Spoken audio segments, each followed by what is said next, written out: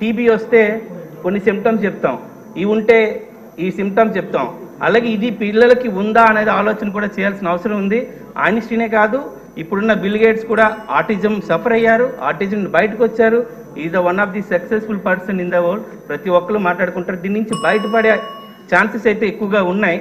కాకపోతే మన health department దీని మీద ఎక్కువగా ఏం చేస్తుంది అనేది. ఇక స్కూల్ విషయానికి వస్తే వీళ్ళకున్న ట్రీట్మెంట్లో తల్లిదండ్రులు ఎంత పాత్ర ఉందో సమాజం కూడా అంతే పాత్ర ఉండాలి. ఇంటరాక్షన్ విత్ చిల్డ్రన్, వాళ్ళకి ఇంటరాక్షన్ ఎక్కడ దొరుకుతుంది అధ్యక్ష? స్కూల్లోనే దొరుకుతుంది. అట్లీస్ట్ ప్రైవేట్ స్కూల్లో కానీ ఈ స్పెషల్ ఎడ్యుకేషన్ యూనిట్స్ ఏమైనా పెట్టగలిగితే, ఇంటర్నేషనల్ స్కూల్స్ ఉంటున్నాయి, చాలా వరకు ప్రైవేట్ స్కూల్స్ ఉంటున్నాయి. ఈ పిల్లలు కూడా ఎక్కువ మంది ఉన్నారు.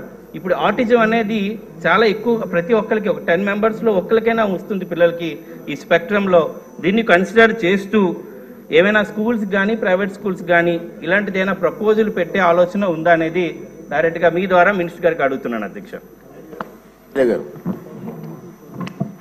1 minute అండి, చాలా టైం అయింది.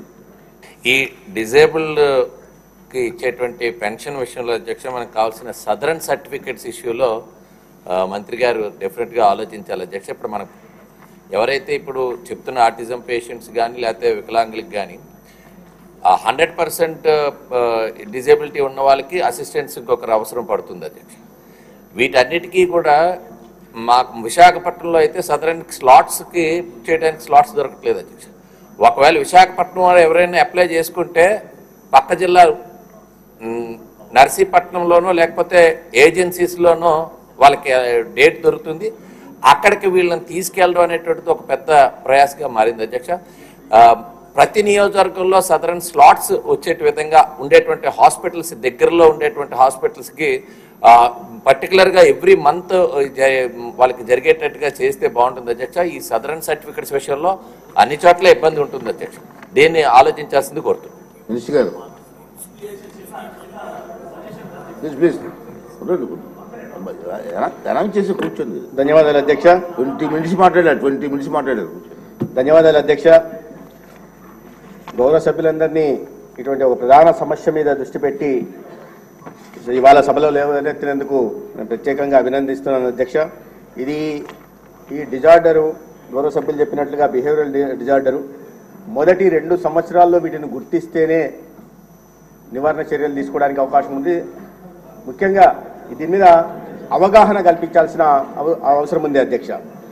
పిల్లలు ఇదేంటంటే తల్లిదండ్రులు ముఖ్యంగా చేయాల్సిన పని, పిల్లలు 6 నెలల లోపల నవ్వకపోయినా లేదా ఒక సంతోషకరమైన ఎక్స్ప్రెషన్ ఇవ్వకపోయినా లేదా 9 నెలల లోపల ఫేషియల్ ఎక్స్ప్రెషన్ లేకపోయినా, మిమిక్ సౌండ్స్ చేయకపోయినా లేదా 12 లోపల శబ్దాలు చేయకపోయినా, 14 నెలల లోపల చేతులు ఊపడం అట్లాంటి చేయకపోయినా లేదా 16 నెలల లోపల కనీసం ఒక శబ్దం కూడా పలకపోయినా లేదా మనం చిన్నపిల్లలను నవ్విస్తూ ఆడితే దీంట్లో నటిస్తూ ఉంటున్నాం అటువంటివి చేయకపోయినా, దానికి స్పందించకపోయినా, 24 నెలల లోపల 2 శబ్దాలు 2 పదాలు కలిగిన చెప్పకపోయినా ఈ వ్యాధి డిజార్డర్ ఉన్నట్టుగా గుర్తించాల్సిన అవసరం ఉంది. దీంట్లో ప్రధానంగా తల్లిదండ్రులు దీన్ని గుర్తించాలి. ఇది ఒక సోషల్ స్టిగ్మా ఉన్న మాట వాస్తవమే అధ్యక్ష. ఎందుకంటే మా పిల్లడు సరిగా లేడు, సరైన ఎదుగుదల లేదు, మానసిక ఎదుగుదల లేదు అని చెప్పడానికి తల్లిదండ్రులు ఎవరైనా ఇబ్బంది పడతారు. అయితే దాన్ని విడనాడాల్సిన అవసరం ఉంది.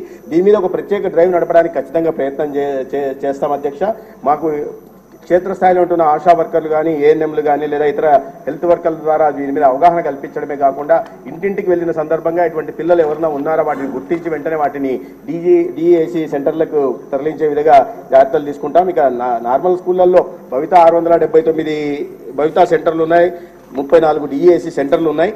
అయితే ఇవి కాక నార్మల్ స్కూల్లో కూడా చేర్చాలనే విషయం మీద గౌరవ సభ్యులు చెప్పారు. సంబంధిత శాఖతో కూడా మాట్లాడడం జరుగుతుంది.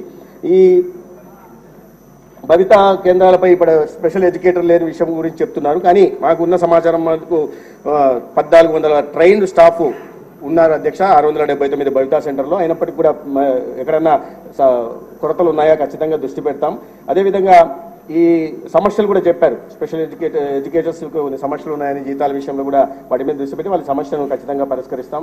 ఇతర రాష్ట్రాల్లో, దేశాల్లో కూడా, ఎందుకంటే ఇట్లా ప్రధాన సమస్య మన రాష్ట్రానికి మాత్రం పరిమితమైంది కాదు, ఇతర దేశవ్యాప్తంగా ప్రపంచవ్యాప్తంగా ఉంటున్న సమస్య కాబట్టి ఇతర రాష్ట్రాల్లో ఏదైనా బెస్ట్ ప్రాక్టీసెస్ ఉన్నాయో వాటిని ఫాలో కావడానికి చూస్తాం. రిసెర్చ్ ఏమన్నా ఉన్నాయో చూస్తాం.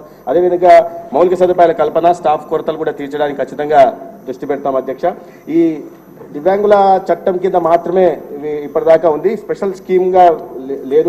దివ్యాంగుల చట్టం కింద 15,000 పెన్షన్ వస్తుంది అధ్యక్ష. అయితే స్పెషల్ రీహాబిలిటేషను, స్కూల్స్ గురించి అడిగారు, తర్వాత ఎన్టీఆర్ వైద్య సేవ గురించి అడిగారు. అయితే ఇక్కడ అధ్యక్ష ఒక విషయం చెప్పాల్సింది. ఈ super speciality department of child and adolescent psychiatry విశాఖపట్నంలో స్థాపించడం జరిగింది. దాని అతి త్వరలోనే ఒక సెంటర్ ఆఫ్ ఎక్సలెన్స్ కూడా మార్చే ప్రయత్నం చేస్తాం. దిశగా ఈ డిజార్డర్ ఉన్న వాళ్ళకి కాస్త సరైన చికిత్స అందించే అవకాశం ఉంటుంది.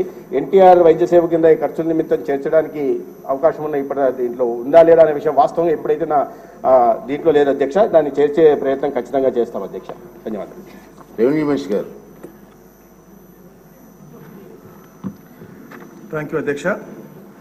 అధ్యక్ష, గౌరవ సభ్యులు అడిగినటువంటి ప్రశ్నకు అధ్యక్ష, ఏ ప్రశ్న అధ్యక్ష? సర్వీసు, ఇనాములు మరియు చుక్కల భూములతో సహా అధ్యక్ష ఫ్రీ హోల్డ్ అయినటువంటి ఎకరేజ్ అధ్యక్ష 13,59,805 ఎకరాల అధ్యక్ష. జిల్లాల